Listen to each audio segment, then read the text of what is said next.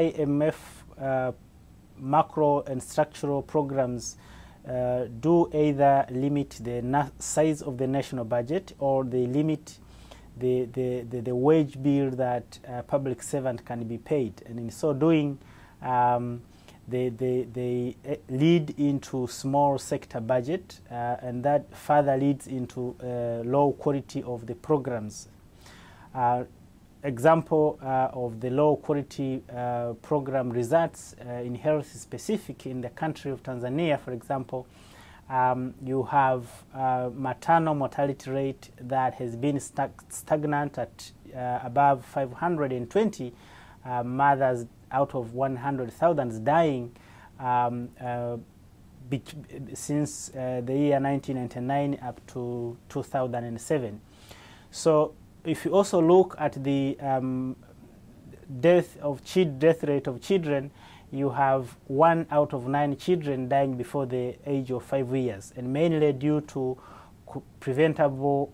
communicable diseases that can be prevented through the healthcare program. In this era, when there's economic crisis and the countries are struggling to provide the services, but as well as paying the debt to IMF and World Bank, it's going to be difficult how the government leverage the social services at the expense of the debt that they have to pay. The IMF has been given significant amount of money, which they are not giving grant, but they're giving loans, which increase the burden to the countries that already have burden to pay the debt. Our recommendation as civil society organizations in this particular case is that IMF uses the loan to cancel the debts, and so to give room to countries to use the money that they have to provide social services.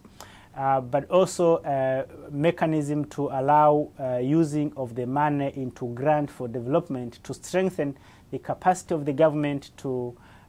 provide the social services cannot be overemphasized to prevent death of children and mothers at the expense of neoliberal economy that has been advocated by IMF and World Bank.